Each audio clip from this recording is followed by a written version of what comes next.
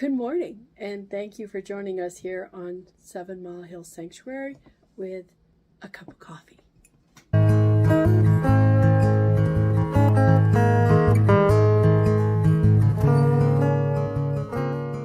Thank you once again. I can't say it enough. This is our little cup here. It's got Alaska on it. And again, I love purple. So if you see that, you'll know. We want to say thank you once again, our folks out there that have bought us a cup of coffee, and we want to get the message out to say thank you.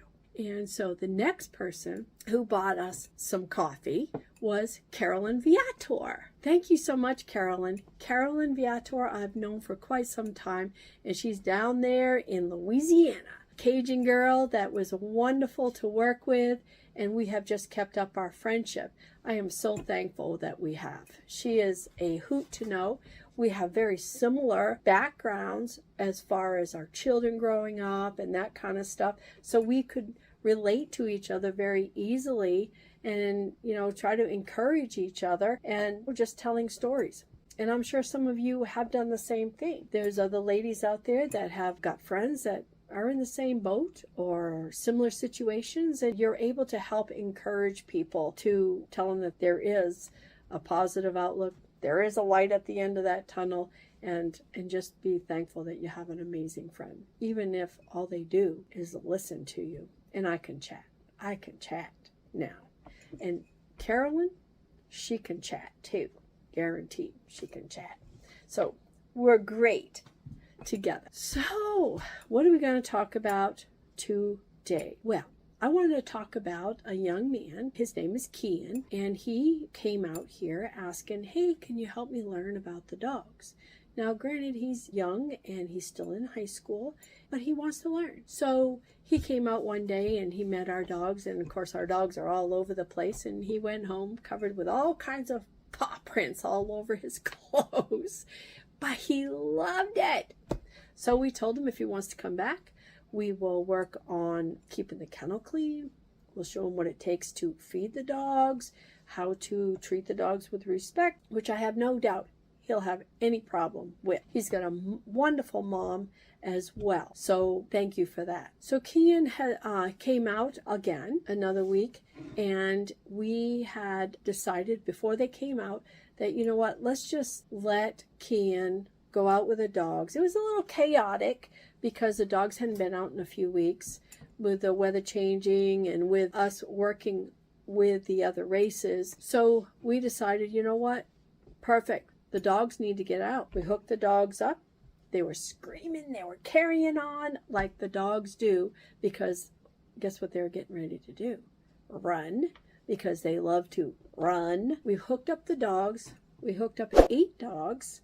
And because the ground was unpredictable, we had some dirt because the snow was melting, and we had some areas where it was just ice or snow. My husband figured it would be safer just to take the snow machine, especially where Kian hasn't been out, and he wanted Kian to have a really nice ride. He did not want him to be scared or frightened or anything like that. We are on the top of a very large hill. So going down that hill can be frightening. I've been down it with my team of dogs, and you need to be hanging on. I've made it down successfully without becoming part of the snow on the ground. So he went out on the snow machine. Kian's mom and myself took off down the hill, and we were there waiting for them to go up and do a run up the ridge road, and they were going to go up around the culvert and come back. And so when they came back, I was able to get a good video of them on the snow machine, Kian and my husband Lance. And when they headed back up the hill, I was so proud of Miska Bear, because he's older, and he's 7 years old, but he's still a great training dog. He just loves to work with puppies. He's such a compassionate animal. And I gave him a hug and ruffled him up a little bit, and told him I was proud of him, and told him, do me right now. You get out there and you do a great job, because he's my lead dog, and he was going out with Lance this time.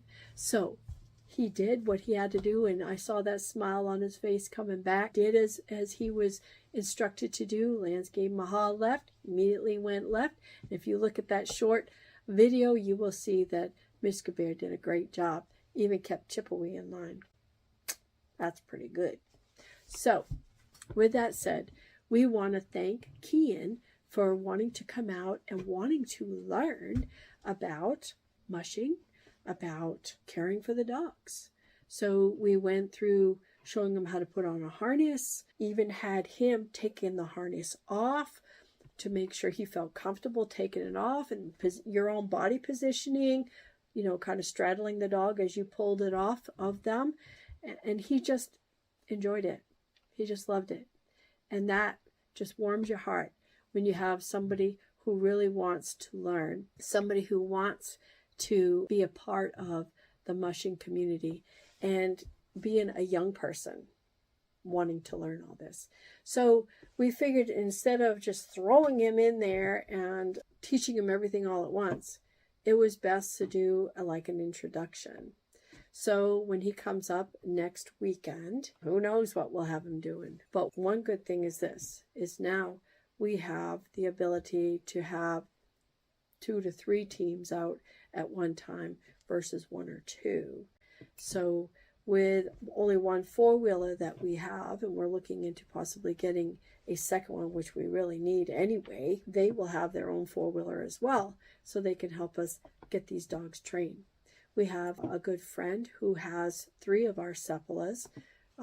She bought them as puppies, and she wants to run the longer races. So we need to have these guys ready, so when she brings her 3 boys over here, they can get in with the team, learn to get used to each other again, because they haven't seen each other in 2-3 years.